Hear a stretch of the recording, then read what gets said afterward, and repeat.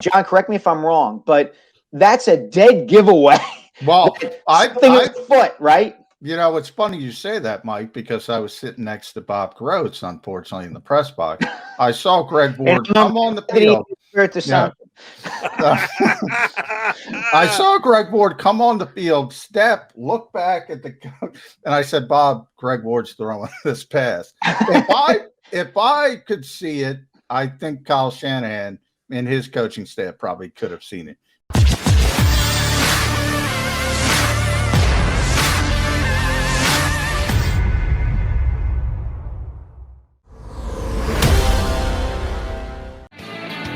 Appreciate you tuning in to Birds 365 here on the JAKIB Media YouTube channel. Mac and Mac guys, McMullen and McDonald hanging with you. Oh, we've got a special guest joining us for my money, the #1 columnist here in Philadelphia, opinion generator, and all-around good dude, Mike Sielski, here with us on Birds 365. How are you, MS? I'm great after that introduction, Jody. Thanks. Yeah, that was tremendous. Now, Mike, I like when Mike steps in it. Mike stepped in it with the fan base this week when it comes to the Philadelphia Eagles. I love that because I get plenty of crap for that as well. But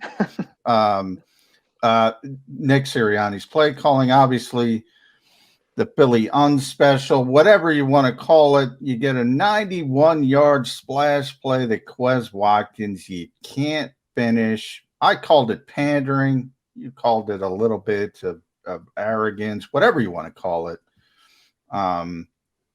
Rookie mistake. Does he learn from it? Is it a bigger deal than just maybe kind of placating the fans in the moment? I think a little bit of all the above, John. The reason I called the play calling down there arrogant was because it struck me that Sirianni comes from this generation of newer NFL coaches who want to show you how smart they are by scheming their teams into the end zone. It's not enough just to hand the ball off or have a quarterback sneak and have your offensive line take care of matters. You have to show that you got your team the touchdown. And it's a style that anybody who's been around the Eagles for a while knows Jeffrey Lurie and Howie Roseman really like too, right? So the pandering question, while the idea of calling the Philly special was kind of, I think, pandering to the fans and a little insecurity on Nick's part, I do also think that that's kind of an inherently arrogant approach to take in calling plays. And I think that, will he learn from it? I hope he does. He seems like so far the kind of coach who would learn from his mistakes. So let's see. But yeah, I think it's going to be costly. I mean, they had a chance to go 2-0 and they probably certainly could have and should have gone 2-0 and beating the 49ers, and that sequence cost them a game. So does it hurt Sirianni in the long run? Not if he learns from it, which I think he will. Does it hurt the Eagles in the short run? Yeah, it does. It cost them a victory. And in this division, that could be the difference between, maybe winning the division and losing it. And here's why the not so Philly special bothered me more so than John's slant of pandering, your slant of arrogance. The play sucked. There was one option. You give it to Greg Ward. You've got a quarterback / running back trying to become a wide receiver, which he's never done before. And he's the only guy who runs a lousy pattern. And there's no other option on the play. There's no receiver sneaking into the back just in case if you got to throw the ball away, which, by the way, Greg Ward, who if you watch the show, you know he's my guy who's done nothing so far this year. At least pull it down and run. Wilt Chamberlain couldn't have caught the pass that he tried to throw to Jalen Hurts. That bothers me more than all the other behind-the-scenes thinking. The play itself sucked. It was a bad call. They weren't close, and that bothers me. Nick Sirianni, if you learn anything, don't call that play again because design and everything else was terrible on that play. Yeah, and I'll point this out too, Jody, and John would know this probably better than I did because he's there in the press box tracking every single play.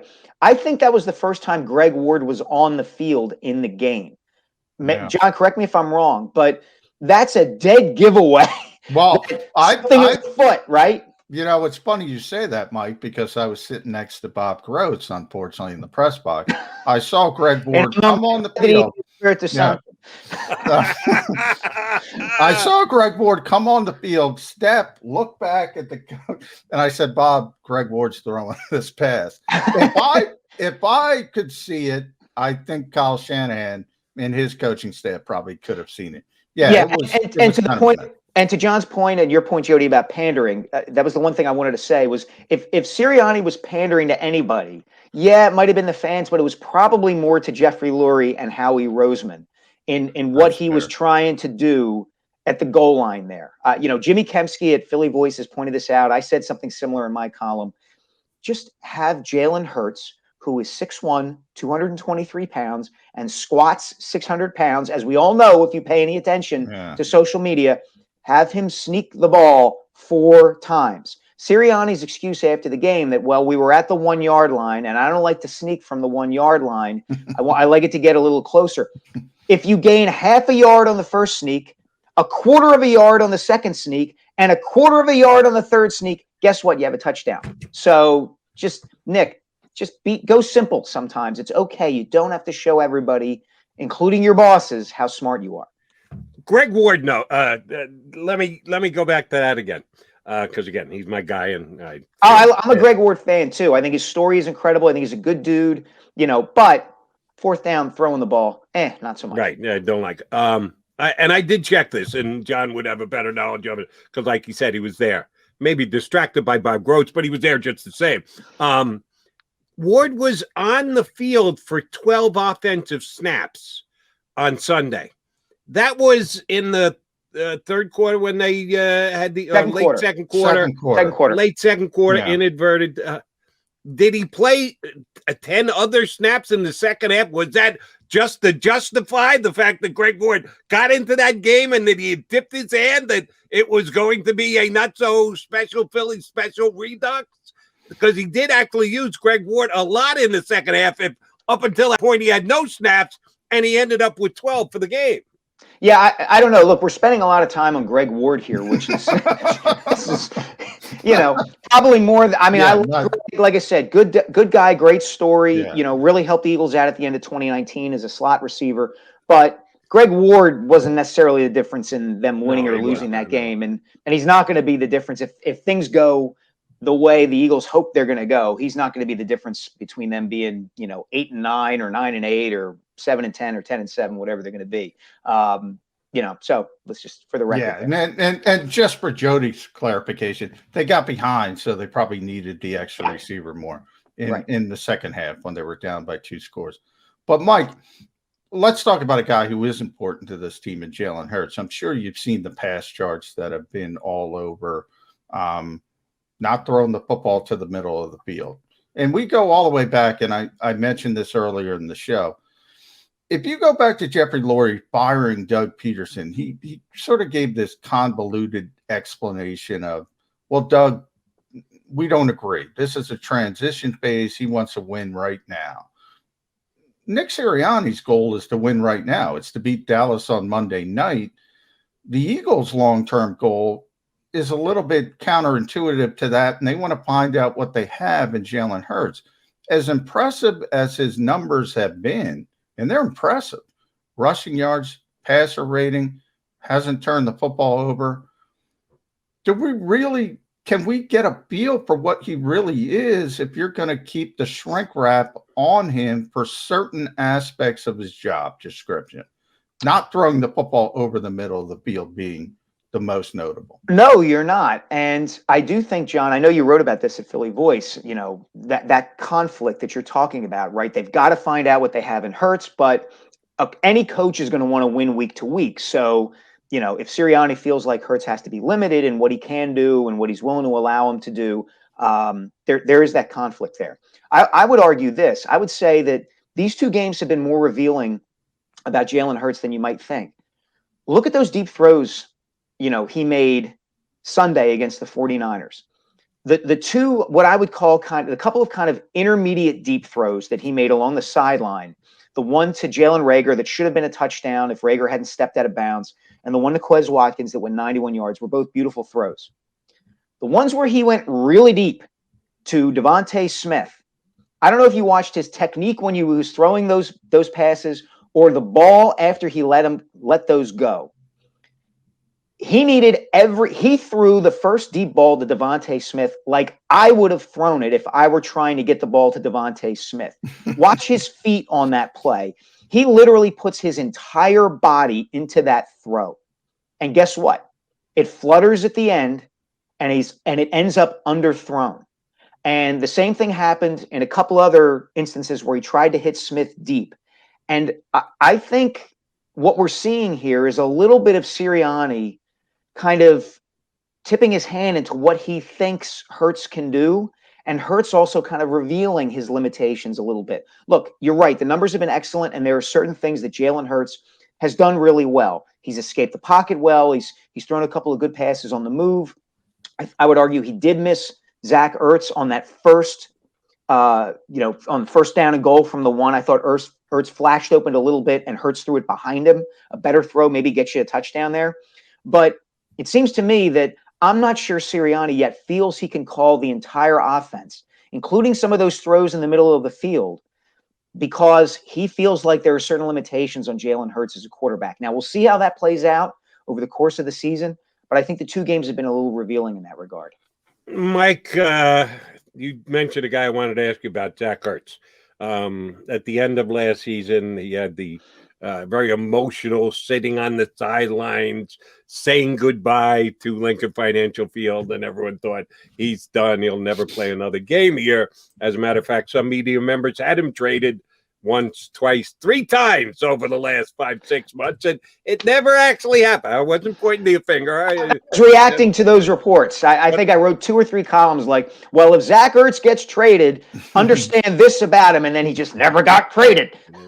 Never got traded. Still here. By the way, Jason Kelsey thought he was going to get traded. Yes, that's why he's got blonde. Everybody thought Zach Ertz was going to get traded. Right. Well, except for maybe me. But that's okay. I'm not patting. You're so smart, Jody. Hey, the blind squirrel finds the nut in the woods every once in a while. But back to Zach Ertz. It was amazing the way that it did go up and down, and things change, and perspective change, and even to they'll get the draft pick they want. He's still going to be traded up until the last week of the preseason, and he's still here now, 3 weeks in. He hasn't been a big piece of the offense, even though guys like John and the other guys at camp say, man, he looks good. Man, he's making plays. Man, Sirianni's going to go to more 12 personnel than anyone thought because these are the 2 best receivers on the team as of right now. He really hasn't contributed all that much for varying reasons that you and John and I have all been discussing about their unwillingness to let Jalen Hurts throw the ball down the middle of the field. Is Zach Ertz at any point going to stand up and go, hey, what the hell? As long as I'm here, why don't you throw me the football? I'm a Pro Bowl tight end. I can still make these plays. Will that be an issue in the Eagle locker room via the media over the next 2, 3, 4, 5 weeks? Well, I'll say this, Jody. I can remember in Carson Wentz's rookie season now, because it came up after the Eagles lost a game in Dallas, a night game. I forget if it was a Sunday night game, Monday night game, Thursday night game, but they lost in overtime. They blew a 10-point lead, lost in overtime. And Ertz, to that point in the season, his numbers were way down with Wentz in his first season. And he stood up after that game and said, I can't catch what's not thrown to me, basically. And over the course of the rest of that season, his numbers ticked back up again to the point where, the following season in 17 and 18, he had the 2 greatest seasons of his career. So I would say that let's see what happens over the course of the season, right? I think that we've all been kind of pleasantly surprised to a degree at the plays that Devontae Smith and Quez Watkins and even Jalen Reagor have made on the outside, right? Like tons of question marks about those young receivers, and they've shown flashes they can really make plays. Now, you say that, and of course, the Eagles wide receivers didn't catch a pass for the final 37 minutes of that game on Sunday, but it may just simply be a matter of defenses, don't know what Sirianni is going to do yet in terms of his play calling. He's still unfamiliar to the league for the most part. And he's, Hurts right now is getting the ball when he's able to get it out to the guys on the outside, and defenses will eventually adjust, and maybe Goddard and Ertz start to get open more over the course of the season, and Hurts starts to look at them. We'll see, but that's what's happened in the past. And I don't think Zach is the kind of guy I don't think he's going to stand up yet and say, hey, I'm the greatest tight end in franchise history. Start throwing me the ball. That game that I referenced against Dallas was, I think, 6, 7, 8 weeks into the season. So let's give this a little bit of time before, we have Zach Ertz standing on a soapbox saying, throw me the ball. And it might not be this week. Obviously, Zach Right. has to get cleared Exactly. off the COVID list and there's still a chance for that Monday night in Dallas because he is vaccinated.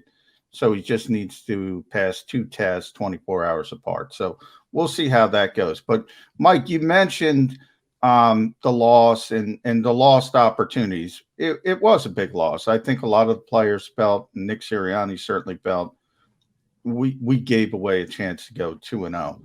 To me, though, the bigger loss is attrition showed up in the form of Brandon Graham gone for the season, and Brandon Brooks actually a little bit of a good news. He's on the injury reserve, not a season-ending injury. But when you lose players like that, especially with a rookie head coach trying to put his stamp on this team, is that a bigger loss than just losing a game you probably should have won? Yeah, it probably is, John, especially with respect to Brandon Graham and the nature of the injury and the fact he's going for the season and the personality that he is. I wrote during the offseason, there was some discussion, as there always kind of is in situations like this, about the Eagles rebuilding, right? And my argument was, in the NFL, there really aren't that many true rebuilding programs, right? Like, you're not going to do what the Sixers did in the NBA and tear it all down and build it back up. The Browns did that, but that's a rare exception. And so there was value in bringing back Jason Kelce and having Brandon Graham and these veteran guys, where even if it's going to be a transition year, having those kind of guys in the locker room has value. They're professionals. They know how to do the job, and they can continue to play at a pretty high level. So I think you're right. The fact that Graham is gone, a lot of those guys played. I think lip service is a tough term, but like, oh well, he'll still be around in the locker room, and Brandon posted about that on Twitter. Man, in the NFL, if you are out for the season with an injury, you are out for the season. You are almost like a non-person in a lot of ways, and it's going to be really difficult for Brandon to influence the clubhouse, so to speak, in the same way he would if he were showing up and playing every day. So I think your point is well taken. I think that's a big loss. Everybody knows the character of Brandon Graham, knows what a professional he is. Never mind the fact that he's still a really good player. And they're going to lose him. They don't have him anymore, and that's going to hurt. Following up on that one, all preseason, John, myself, you guys, you and Print, Mike, anybody who follows the Eagles, were a little surprised by how protective the Eagles were of their players. Veterans Day off, like the third day of camp. Did they have a Veterans Day? Yeah, third day. Third day of camp. It's a Veterans Day. Don't worry about practice. And then the preseason games, guys not even playing. Jalen Hurts, 10 snaps. And yeah, Jalen, we're not going to be using you in the final game. So they had an overall philosophy. And they started the season very healthy. And you had to say, well, maybe they read it right. Second game, lose 2 guys, one for an entire season, one for to be determined. Key guys, part of those protect the veterans, let's not get them out there too much, group that they handled. I know it's too short a term to judge it, but the Eagles would also say, look, it's working for us after one game of the season. So on the positive side, they're ready to judge after a small sample size. After this week, it's a negative side, small sample size. Have we learned yet if the Eagles were smart or foolish to be as protective of their players in preseason as they were this year? I don't think we've learned anything yet, Jody. It's funny to me how the thinking on this has kind of shifted in different ways, right? I think, Jody, you and I have talked about this before with respect to Andy Reid, right? That Andy he lets the starters play in the preseason. Now, back when Andy was starting out with the Eagles, that approach was always, people attributed Eagles' slow starts to Andy's approach, that they were, and even Brian Dawkins in his memoir that he just came out with talked about this, that we were kind of tired in the beginning of the season and we would get off to slow starts because we had played so much in the preseason. The starters had played so much, but then come November and December, we were edgier and harder for that work. Okay. Well, now the script is kind of flipped where Andy Reid is regarded as kind of at the vanguard of this. Like I've heard him used as an example of like, well, it works for Big Red. Like he has these guys play hard in the preseason and he keeps his starters in there, and maybe that's an advantage. Well, I don't know. It hasn't been an advantage to their defense through the first 2 weeks. They've looked pretty bad. And the other thing that's flipped is, if anything, Andy's the one kind of exploiting the market efficiency here. It's become so common for teams to hold their starters back in the preseason now that, are the Eagles at any disadvantage by holding theirs back too? They're just doing what everybody else is doing. And so I haven't seen a study or a report or anything that suggests, well, the teams that leave their starters in longer during the preseason don't suffer as many injuries, or the ones that don't play their starters at all suffer more injuries. I don't know the data behind that. So at this point, I just say bad luck that Brandon Graham tore his Achilles. Brandon Brooks already with 2 torn Achilles, already with, a bit of an injury history, suffered another injury. That's I would just chalk it up to football for now. You brought piqued my interest there with Mike. The Eagles do what everybody else does. And anybody who's been around Jeffrey Lurie knows he's obsessed with being on the cutting edge of the NFL. But I kind of agree with you. I think he's more in the groupthink camp. Oh, this is the way the industry is going. Let's do this. Mm-hmm. And if you go the way everybody's going, well, that means you got to be the best of everybody else. Whereas I think the brilliance of Bill Belichick, to a lesser degree, Andy Reid, they're willing to throw the curveballs. Oh, you're going to do that? I'm going to do this. You're going to zig? I'm going to zag. Am I overstating that? Or do you think Jeffrey Lurie's a little bit overrated in the fact that he wants to be innovative, but innovation isn't following the leader? No, I think you're 100% right, John. I mean, look, Lurie's whole posture about football is points, lead. The league is all about throwing the ball. The league is all about points. You've got to score. You've got to score. Well, that's common thought throughout the league. I actually wrote a column about this after the Eagles fired Doug back in January. I wrote the column back in January, February, that if the Eagles really wanted to be innovative, right? The analogy I used was, if the NBA increased the size of the basket to the point that even Ben Simmons could make a 3-pointer, okay? Then you wouldn't, if you were a smart NBA team, you wouldn't go out and sign a bunch of guys who played like Steph Curry. You would go out and sign a bunch of guys who could keep the opposing team from shooting the ball at all, because it's so much easier to score now. And the value of a player like Steph Curry or Kyle Korver or somebody who could really shoot well from the outside has gone down. Well, the same principle should apply to the NFL. If everybody's trying to score all the time, the market inefficiency is stopping them from scoring. Washington made the playoffs last year going 7-9 with basically the 3 of us playing quarterback because their defense was so good. Okay. So yeah, the Eagles should have hired. I argue the Eagles might think about hiring a guy who's more accented to defense. They didn't do that. Even the reason they won that Super Bowl, or a big reason they won that Super Bowl, their willingness to go for it on 4th down as much as they did. Well, Bill Belichick had been doing that for 10 years. I mean, we remember the game in 2009 where he went for it on 4th down against the Colts because he didn't want Peyton Manning to get the ball back. And the whole league was like, what the hell is he doing? This is crazy. Well, guess what? That was the innovation right there. And the Eagles just kind of followed his lead. So I think there's a lot of validity to what you're saying there, John. Jeffrey Lurie wants to be perceived as innovative, but the question really is, how innovative is he?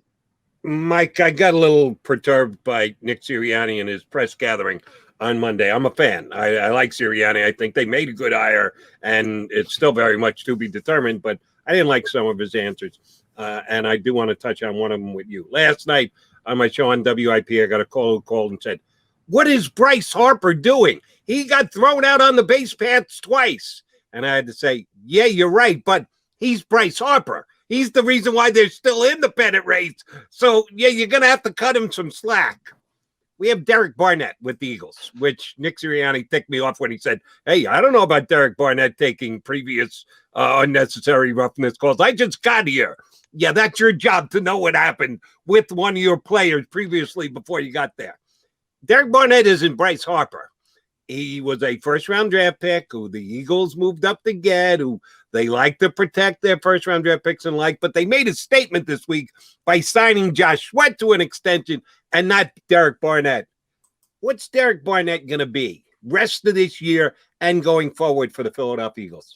He's going to be a guy who I think Nick Sirianni and the rest of the coaching staff is going to be keeping a close eye on to see if he commits another stupid penalty like the one he committed on Sunday. I think his rope is very short now. I think the point you made is a great one, Jody, about the fact that they could have signed one of those two guys, Barnett or Sweat, and they picked Sweat, who over the last year or two has been every bit as productive as Barnett has been. And if you factor in the really silly penalties, the undisciplined penalties that Barnett has taken, that Sweat's been the better player. I wonder how much of this, and I'd be curious to John's take on this, because he's in the locker room, or at least when we were in the locker room, he was, he's around a lot. Barnett was so young when he entered the NFL. He was only 20 years old. And I wonder about that with respect to the way he plays. I don't know. Does he feel, I'd be curious of your take on that, John. Like, does he feel like he has to do stuff like this? Is it just a matter of him being undisciplined? Because, it didn't strike me. He didn't strike me as that kind of player initially. I mean, they talked a lot about how sound he was and how kind of mature he was, at least for that first season. I don't know. I can't explain why he commits these penalties. Yeah, I mean, from my perspective, I think he's just a really hyper-aggressive physical player. I mean, he lit up the tight end from the Patriots, I think Matt Lacoste, in training camp, and everybody was like, ooh, and ah, and the poor guy was on the field for about 10 minutes. And, the next day, Derek Barnett was out for a week because he hurt his shoulder on that same hit. He's just a really over-aggressive guy. I always bring up Montez Perfect. I don't think it's that bad, but there's just certain guys who can't, toe that line. And I think Derek Barnett is in that category. You either deal with it or you don't deal with it. I think at this point, I think it's not changing. We're through different regimes. He's still making those kind of plays. And I don't know how you stop it. I can't blame that one on Nick Sirianni, but that's just me. Yeah. To your point, though, Jody, I would say this. I think Sirianni, I don't have as big a problem with Sirianni saying, you know what, players get a clean slate because I'm new here. Like, judge them on what they've done for me. I understand where you're coming from. And yeah, what Barnett did, the penalty he took fits into the player he's always been. But I also think, young head coach, he's going to give Barnett a second chance. It may only be 1 second chance, but I don't necessarily have a problem with that. It's like the whole idea of a clean slate with the new coach. Show me who you are. And then, okay, all right, you showed me who you are, and it's exactly the guy you've been. Now we got to do something about it. Yeah, but he said the same thing about Jalen Hurts. I don't care whether he did or didn't throw the ball over the middle last year. I wasn't here. That's your job. You're supposed to know. You're supposed to go back and do the research. There's tape on everything. How do you say that if you're the head coach? I'm not a clean slate kind of guy.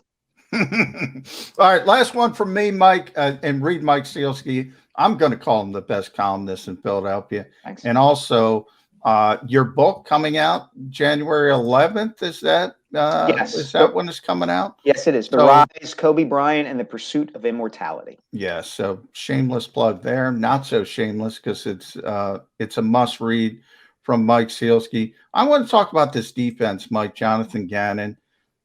Look, we always say, I said it's small sample size, but here we are, week 2. I didn't see this coming.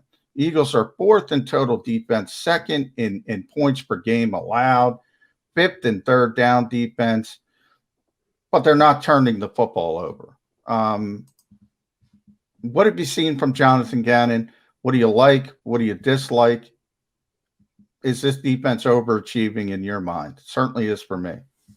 It is overachieving, and I'm more concerned about the turnover thing than I think a lot of people probably are. Maybe I'm wrong about that, but that was a hallmark of the defense in 2017, right? When they got to the Super Bowl, was they forced turnovers.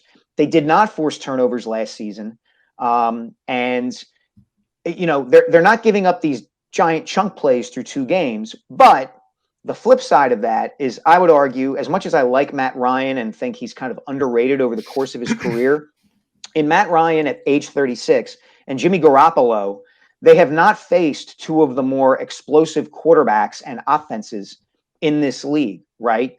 The Falcons look like they're going to be pretty bad. The Niners' entire approach is kind of predicated on the Shanahan spread. Garoppolo does not challenge a defense, in his mobility, in the strength of his throwing arm, in the way that quarterbacks they're going to face later in the season will. I mean, you get Dak Prescott, who's off to a terrific start coming up this week. You're going to have to face Tom Brady. You're going to have to face Justin Herbert. There's going to be guys coming up this season who are really going to test this defense. Patrick Mahomes. Oh my gosh, I completely forgot about him. So let's see what happens as the season goes along. Have they been good so far? Yes.